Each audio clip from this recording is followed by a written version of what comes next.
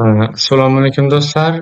30 kunlik marafonimizning 5-kuni Devlog 5 ga xush kelibsiz.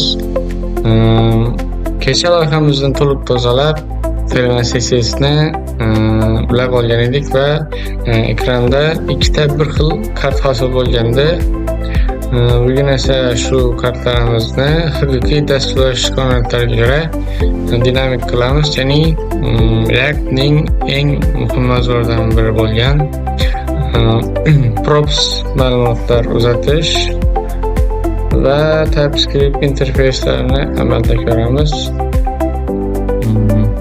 Kodimiz bitta bo'ladi, lekin kartlar ichidagi ma'lumotlar har xil bo'ladi. Qani VS Code'ni ochib olamiz va ishga kirishamiz.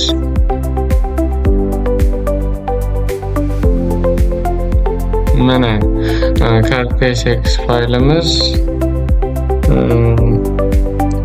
Biz TypeScript interfeys orqali card props degan ma'lumotlar qabul qilishni belgilab olgan edik va hozir endi yangi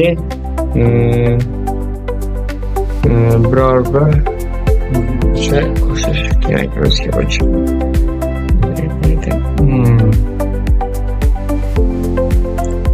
Hozir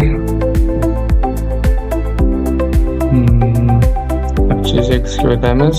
Bu yerdagi propslarni ozgina o'zgartirishimiz kerak. Undan oldin brauzerni ochib olish kerak. Localhost ochib olamiz hozir. Va yana kichkina xatolik bor edi bizning kodimizda. Buni keyingi devloglarda ham to'g'rilayveramiz. Hozir eng muhimi propslar orqali matnlarni render qilish hozir eng asosiy vazifamiz. Hozir backgroundni to'g'rilamoqchi bo'lsak ko'p vaqt ketishi mumkin. Hozir propsni o'zgartirish kerak.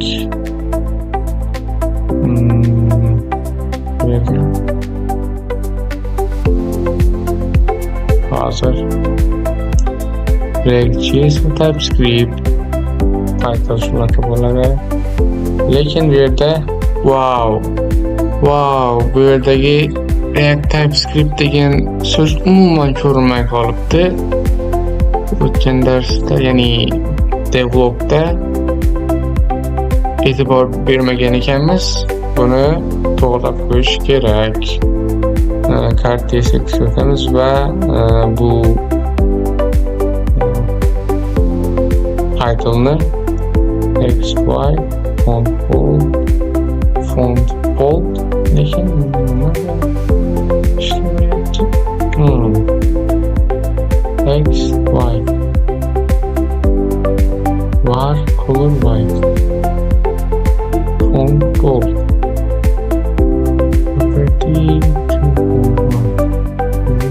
zo'r.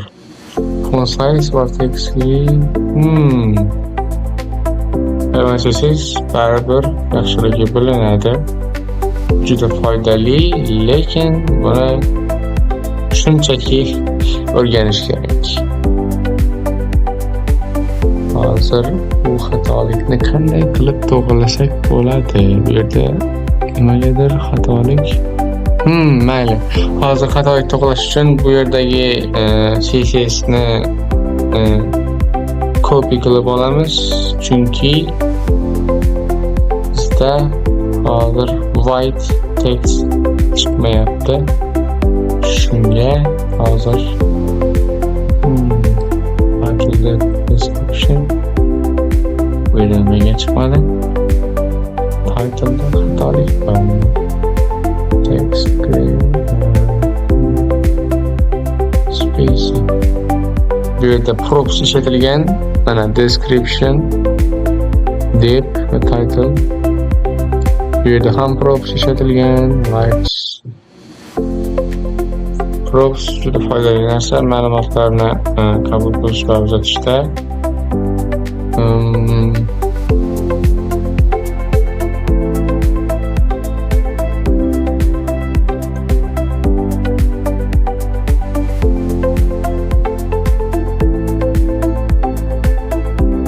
Xullas, hozircha shunaqa xatoliklar bor. Buni ozgina to'g'rilash orqali yechib olish kerak.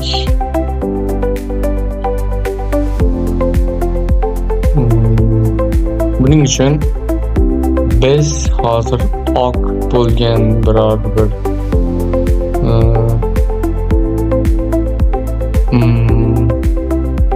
sigasini ko'chirib olib yo'lga qo'yamiz, lekin hozir turib qaytadan qilsak balki o'xshab qolar.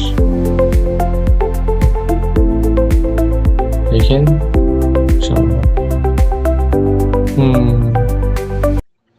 sizki nimagadir qayerdadir xato bor. Hozir new deganligini ham ko'chirib olishimiz kerak. Aynan mana shu CSS'ni va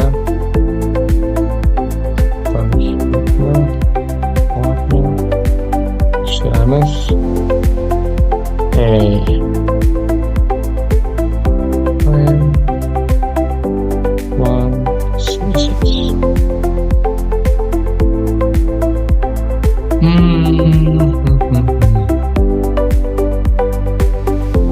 Hozir background muammosi yerdan kelganini aniqlash kerak.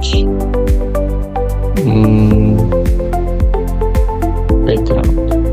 Buni keyinroq to'g'rilaymiz. Yaxshi. Va props ni hozir shunchaki tushuntirib o'taman va keyingi devlogda albatta bu xatoliklarni to'g'rilaymiz. Hozir shunchaki propsni tushuntiraman. Masalan, bu yerda app.tsxda biz bu yerda props kiritdik. Kartga title deb, description deb kiritdik. Va kartning o'zida buni ishlatish uchun jingalak kausdan foydalandik.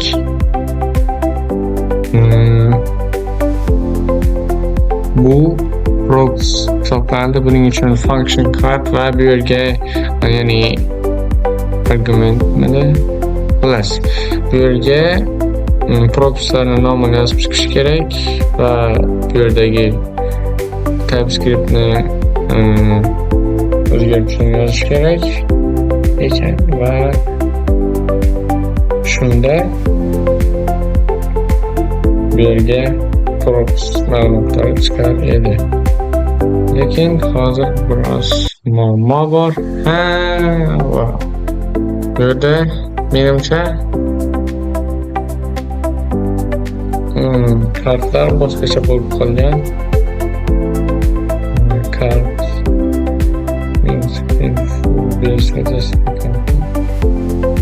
busy slate, Turkish, busy white.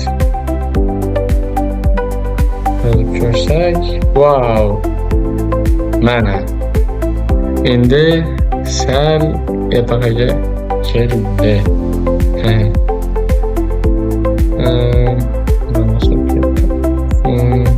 Plus hozir o'zgarish kiritdik va hozir buni ham oq qilish kerak. React TypeScript bu ma'lumot bu yerdan kelyapti, titledan. Lekin title'ni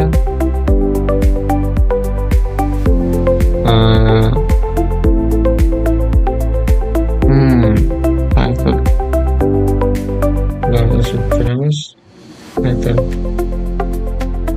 oddiy bo'lib qolsa, wow, ozgina xatolik va bir dunyo errorlar bo'lib ketadi. Afsuski. Böyleyini geçirip olamiz. Lekin baribir chiqadi. Xullas, keyingi devlogda bu xatoliklarni to'g'rilaymiz albatta va hozir biz props haqida biroz gaplashib o'tdik. Xullas, ertaga Devlog 6da loyihamizga yanada ko'proq dinamik qo'shib olamiz va balki diqqatlarni ham ko'paytirishimiz mumkin. Videoga like bosing, kanalga obuna bo'ling va mening 30 kunlik marafonimni izohlarda dahshatli qilib поддержка qilib turing. Ertaga ko'rishguncha xayr.